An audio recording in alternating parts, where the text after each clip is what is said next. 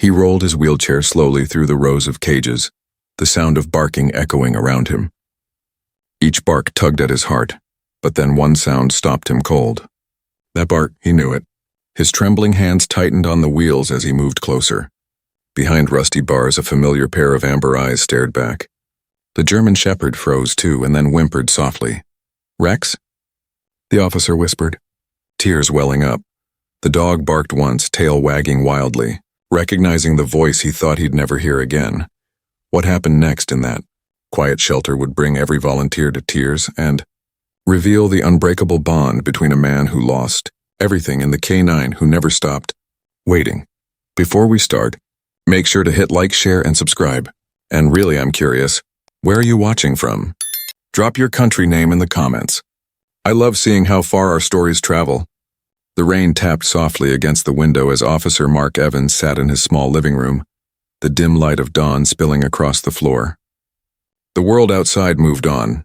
Cars passed, children waited for buses, life continued. But for Mark, time seemed to have stopped months ago. The hum of the wheelchair beneath him was the only reminder that things had changed forever. Where strong legs once carried him into danger without hesitation, now cold metal and rubber wheels stood in their place. But it wasn't the chair that haunted him the most. It was the silence. The silence of a missing heartbeat beside him. The silence of pause that once echoed faithfully on every patrol. The silence of Rex. Mark stared at the old photograph framed on the table, himself in uniform, standing tall with Rex sitting proudly by his side. The German shepherd's amber eyes shone with intelligence and loyalty. It was more than just a dog, it was his partner, his shadow, his lifeline. Together they had chased criminals, saved lives, faced fire, and earned medals that now gathered dust in a wooden drawer.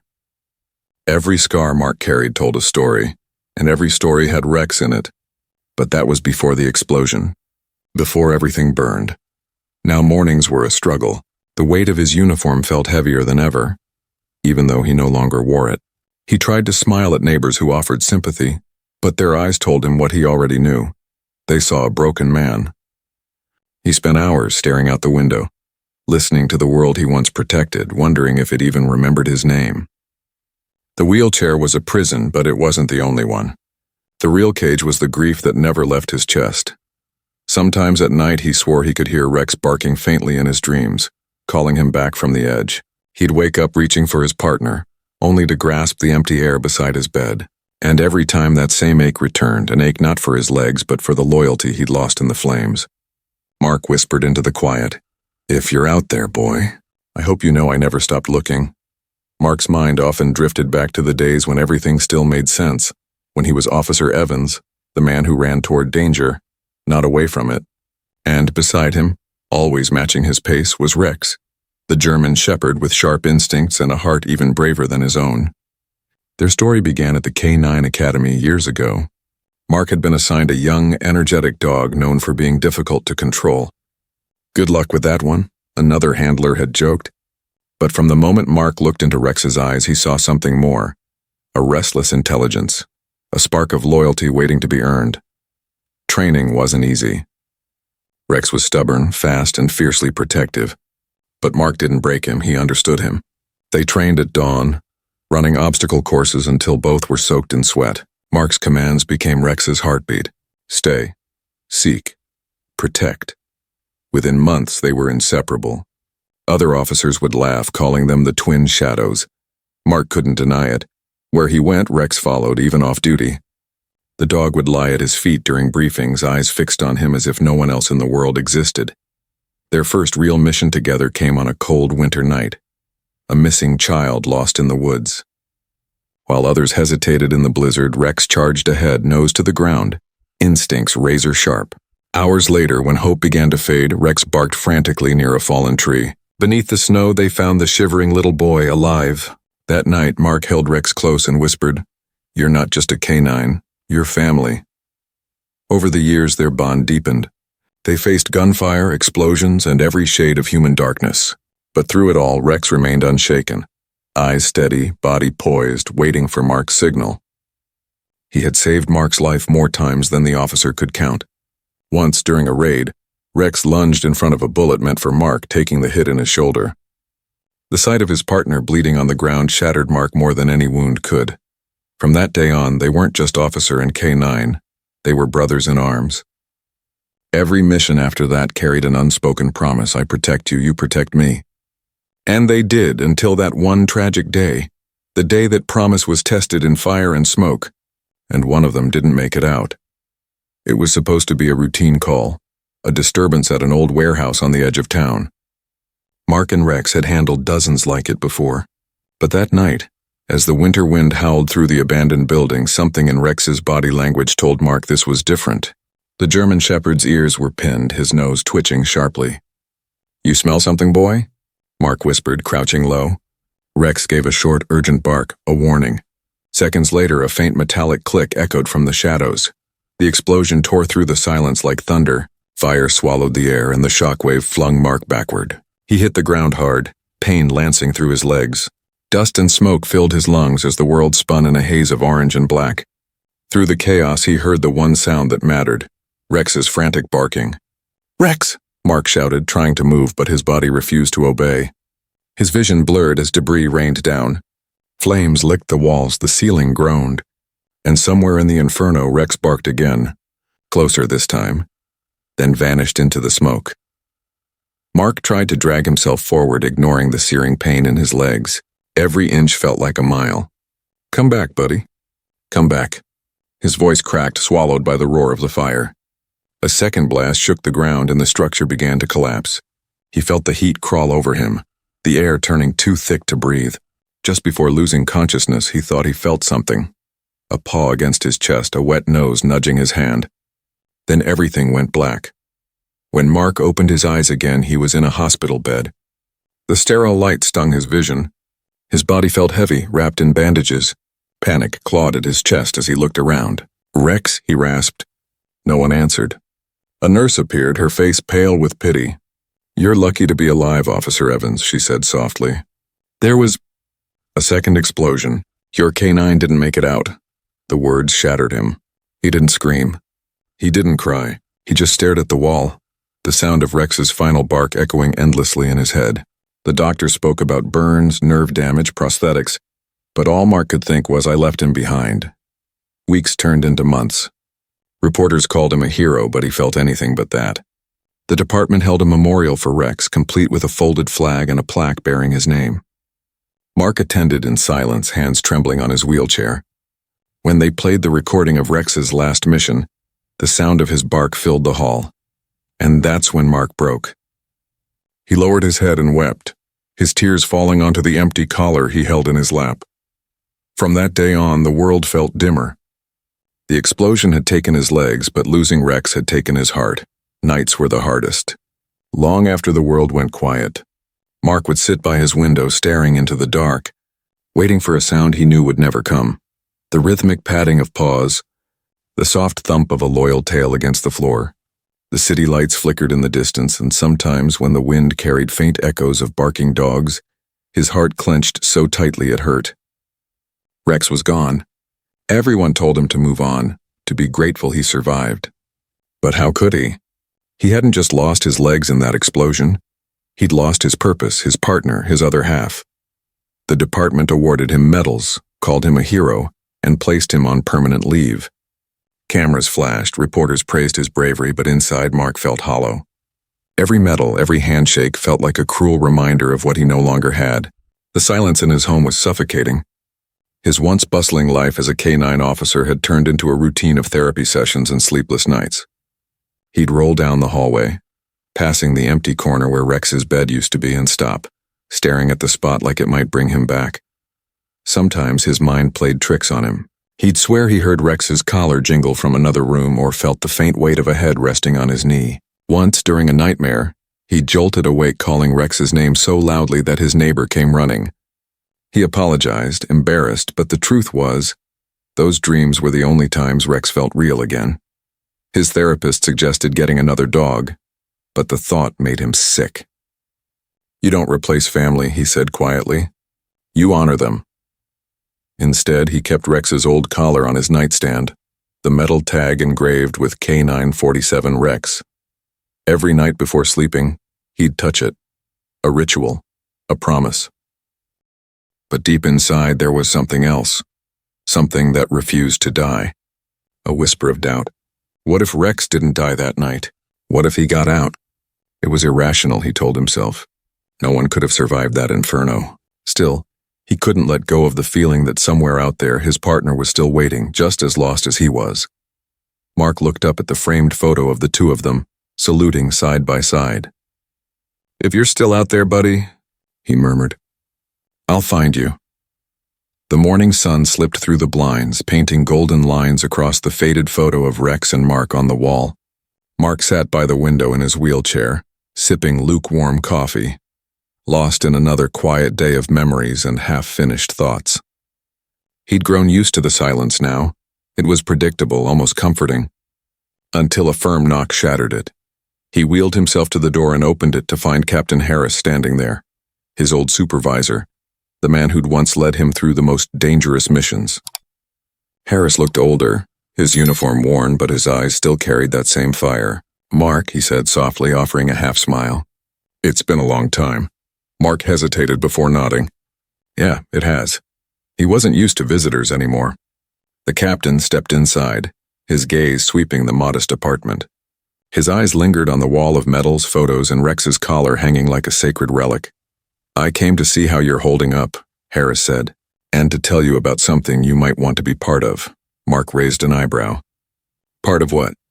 "I'm not exactly field ready anymore." Harris chuckled lightly. "No one's asking you to chase suspects. There's a K9 awareness event tomorrow. Local shelters are featuring retired service dogs, some that need homes. The department's helping sponsor it.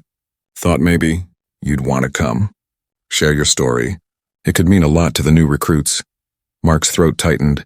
He hadn't set foot near a police event since the explosion. "I don't know," he murmured. "Seeing those dogs, it's not easy." The captain placed a hand on his shoulder. "I get it. But sometimes healing doesn't come from staying away. It comes from showing up." When Harris left, the apartment fell silent again. But the air felt different now, charged, uncertain. Mark stared at Rex's collar for a long moment, fingers tracing the engraved letters. Maybe Harris was right. Maybe it was time to face what he'd been running from. He whispered to the collar, "What do you think, boy? Should we go?" Outside, a faint breeze rattled the window, almost like a tail wagon reply. The next morning dawned crisp and clear, sunlight spilling over the city as Mark's van pulled up to the modest building with a faded blue sign, Haven Paws Animal Rescue. The hum of traffic faded behind him as he sat for a moment, gripping the wheels of his chair. His chest felt heavy, not from pain but from the weight of memories he wasn't sure he was ready to face. Taking a deep breath, he rolled down the ramp. Inside, the air was filled with the familiar mix of disinfectant and soft whimpers. The sound of paws tapping against the concrete floor echoed through the hallways. It was the kind of sound that used to fill Mark's days, one that once meant duty, teamwork, and love. Now it made his heart ache, Officer Evans. A warm voice pulled him back. A woman in her 40s approached, wearing a shelter uniform with a bright smile. "I'm Laura, the shelter manager. It's an honor to have you here. The captain told us about you and your K9 partner." Mark nodded, forcing a small smile. "Just Mark now," he said. "And thank you for having me." Laura gestured toward the long hallway lined with kennels. "We've got quite a few rescues here. Some are strays, others are retired service dogs who lost their handlers. You'll see, they all have their own stories." As Mark followed her down the corridor, dogs barked and wagged their tails, their eyes bright with hope. He greeted a few, extending his hand to sniff. Old instincts returned, the soft tone in his voice, the patient calm in his posture. For a moment, he almost felt like himself again. "This one's Ranger," Laura said, stopping by a black Labrador missing a front paw. "Served with the search and rescue unit. Lost his leg in a landslide, but still has the heart of a hero." Mark smiled faintly. "He reminds me of someone," he said, eyes softening. They continued deeper into the shelter where the barks grew quieter. Laura explained how many of these dogs were left behind after their handlers retired or passed away. "It's heartbreaking," she said, her voice dropping. "They don't understand why their person never came back." Mark's throat tightened. He knew that kind of loss too well. He glanced around, feeling the weight of all those eyes watching him. Eyes filled with longing, confusion, hope. Then something shifted in the air. A low, familiar whine echoed from farther down the hall. Deep, steady, and strangely familiar. Mark froze. His pulse quickened, hands gripping the wheels of his chair. That sound, it couldn't be. Laura turned, noticing his expression. Are you all right? But Mark didn't answer. His gaze was locked on the last row of kennels, where the faint shape of a German shepherd stirred behind the bars. Mark's heartbeat thundered in his ears as he rolled closer to the last row of kennels. The sound that had stopped him, that deep, soulful whine, came again, steadier this time, filled with something painfully familiar. The hallway seemed to shrink with every push of his wheels. Laura followed silently, sensing something in his expression that words couldn't describe. The metal tag on the kennel read, Cage number 12, German Shepherd male. Mark's breath caught. Inside, a large dog sat pressed against the corner, his fur slightly matted but his posture strong, dignified. His coat glimmered in the light, sable with black streaks, the same color Mark had seen in his dreams 1,000 times. But it was the eyes that broke him. Deep amber eyes that seemed to look straight through the years, straight into his soul. The dog lifted his head slowly. Their eyes met. For a heartbeat, the world went silent. Then the shepherd's ears perked, his head tilted slightly, and a low whimper escaped his throat. A sound so distinct, so achingly familiar that Mark felt his entire body tremble. Rex? The name slipped from his lips like a prayer. The shepherd froze. His tail gave a hesitant wag, then another, faster this time. He stood up, stepping closer to the bars, nose twitching frantically as if recognizing something buried deep inside his memory.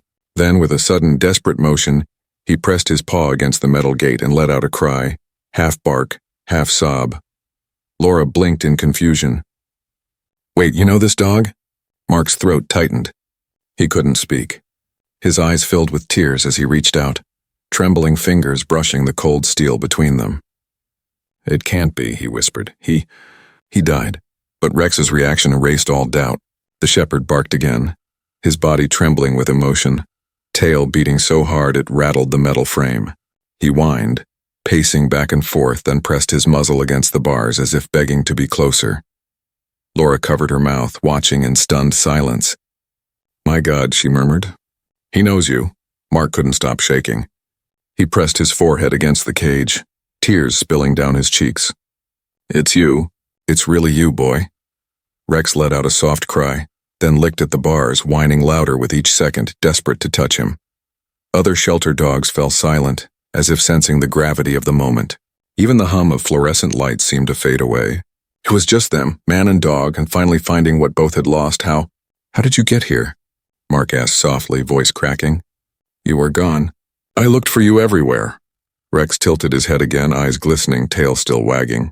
There was no answer, only the quiet rhythm of hope rekindled. Laura blinked away her own tears. Mark, she said quietly. We found him months ago. No chip, no tag, just scars and eyes that told a story. He's been waiting ever since. Mark swallowed hard, his hand pressed against the cage. He wasn't waiting, he whispered. He was trying to come home. And for the first time in years, Mark smiled through his tears, the smile of a man who'd just found his missing heart. For a long moment, neither of them moved. Mark's trembling hand stayed pressed against the cold bars, and Rex's paw remained against the same spot, their touch separated only by inches of metal. Time itself seemed to pause inside that small, dimly lit hallway. Then, without warning, Rex let out a sharp, emotional bark, a sound full of relief, disbelief, and love all tangled together. Mark flinched, then laughed through his tears, the sound breaking like a man remembering how to breathe. It's really you, he whispered, voice cracking. Rex, it's really you. Rex's response was pure emotion. He whined, barked, and wagged his tail so fiercely that the kennel door rattled. He pressed his head harder against the bars, trying to reach Mark's hand. His entire body trembled with joy, his deep brown eyes never leaving Mark's face. Laura wiped her eyes with the back of her hand. I've worked here for years, she said softly. I've seen reunions, but never one like this. Mark couldn't take it anymore. He turned to her, desperation rising in his voice. Please open the cage. Please, I need to hold him. Laura hesitated. Protocol says. Forget protocol, Mark interrupted, his voice breaking. That's my partner. That's my Rex. Laura hesitated only a second longer before nodding. With shaking hands, she unlatched the cage. The moment the door swung open, Rex burst out, not in chaos but in recognition, his movements careful, deliberate. He stopped right in front of Mark, head low, tail wagging uncontrollably. Then slowly he stepped forward and rested his muzzle against Mark's lap.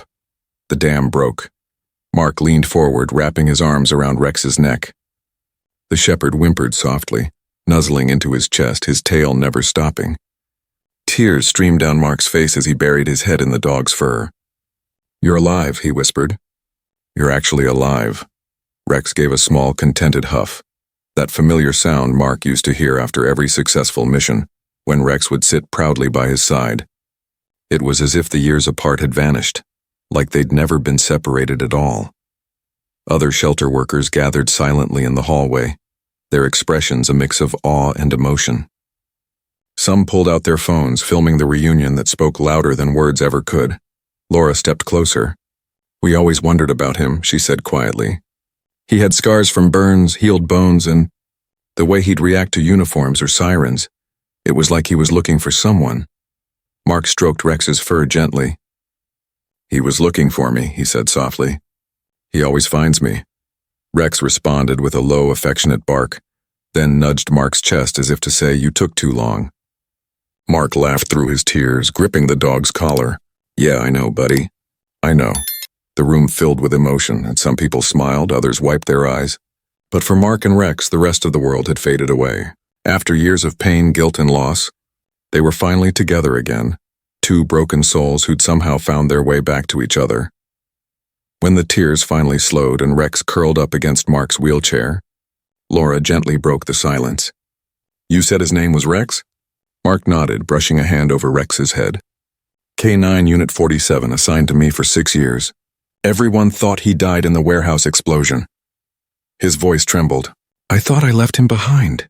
Laura crouched beside them, her eyes soft. "Then you both need to hear what we know."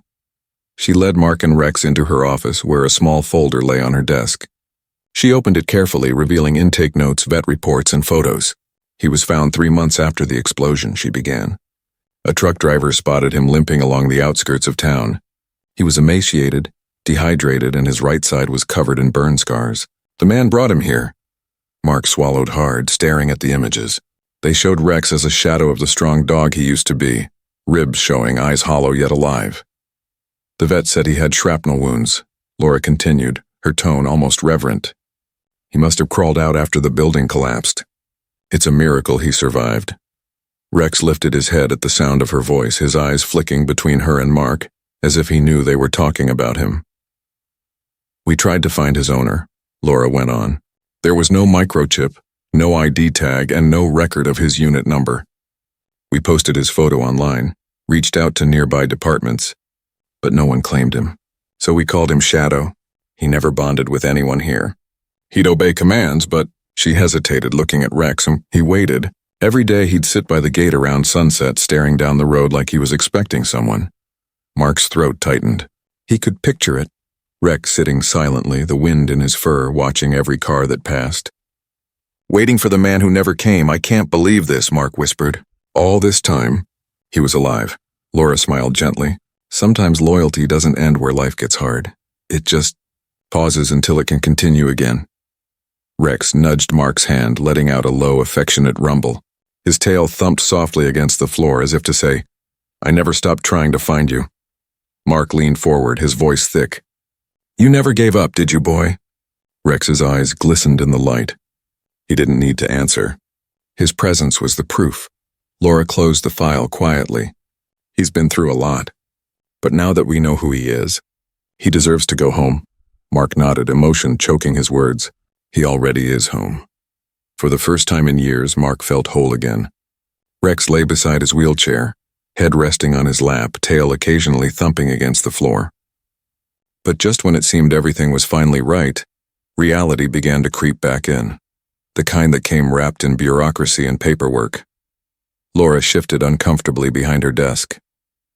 "Mark, I wish I could just hand him over to you right now," she said carefully. "But there's a process we have to follow." Mark frowned. "Process?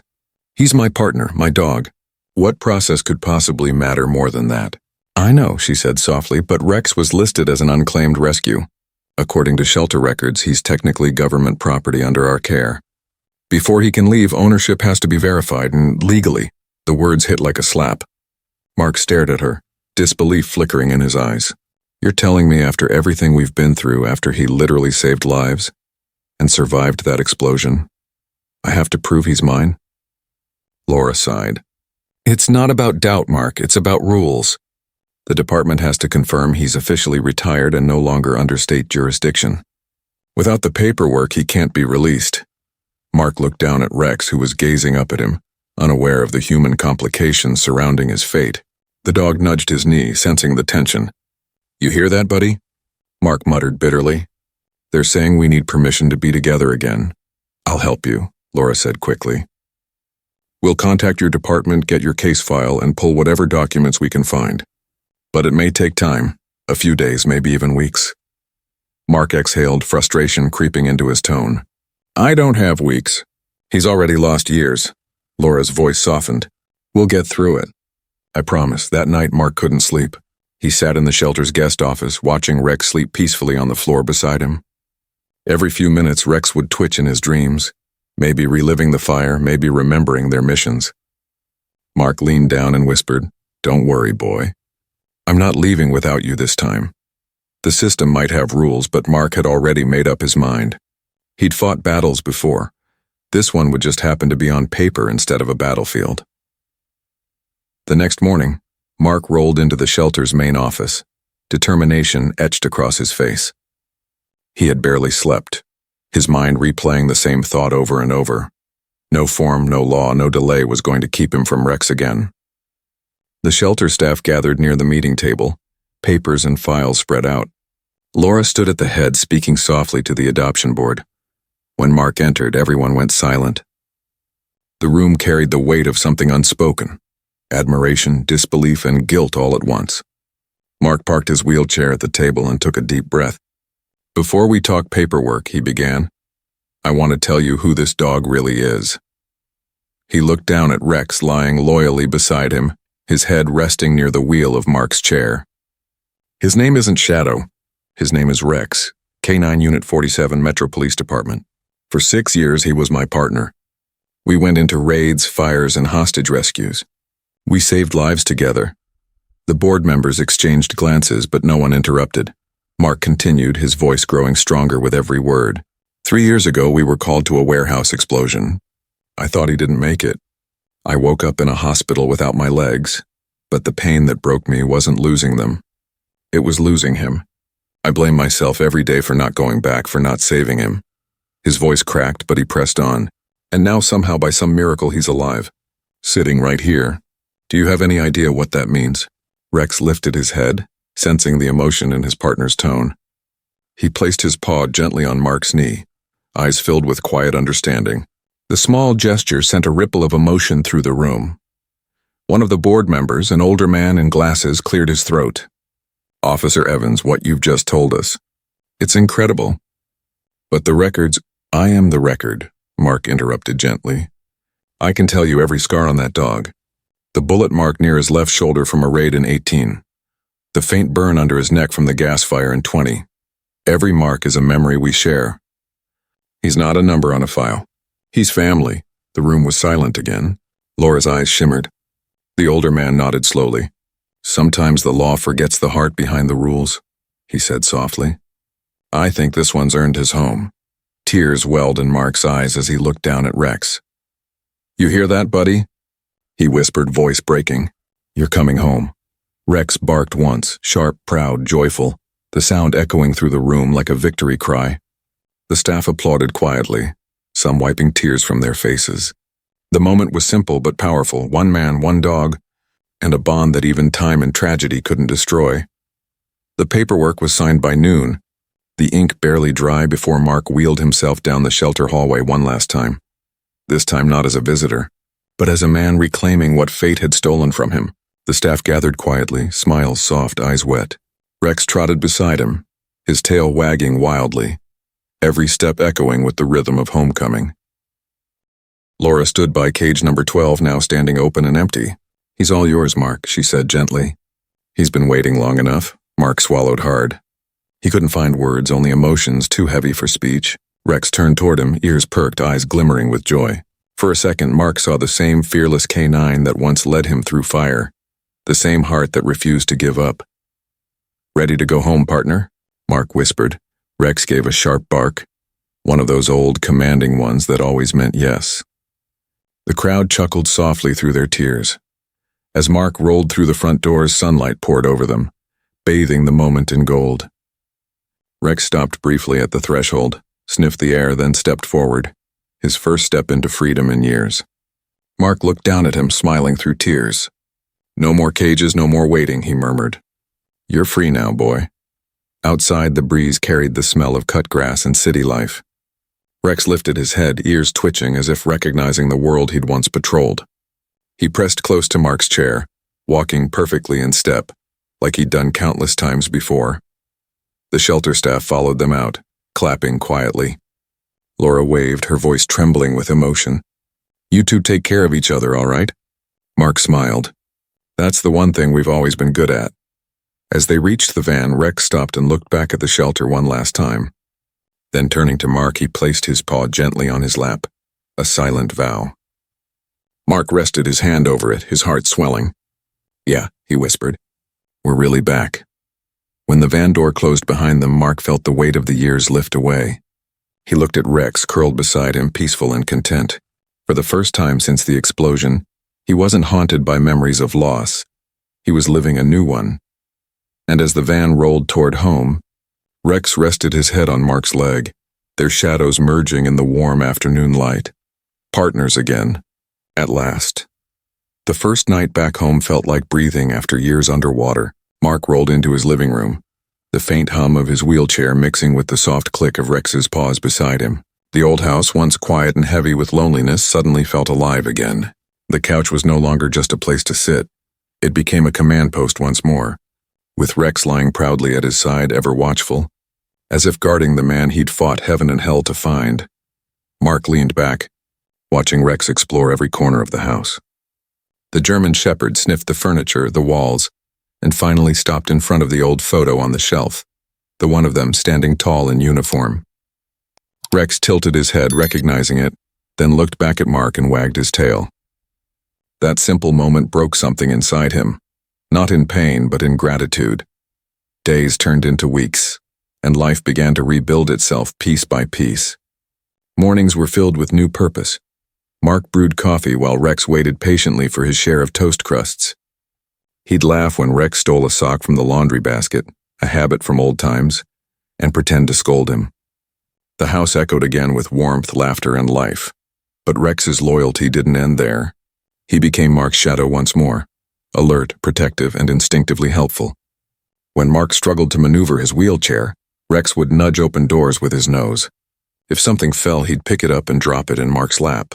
At night, when Mark's old nightmares returned, flashes of fire, smoke, and guilt, Rex would press against him, grounding him back to the present with a soft whine. The bond between them deepened in ways words couldn't capture.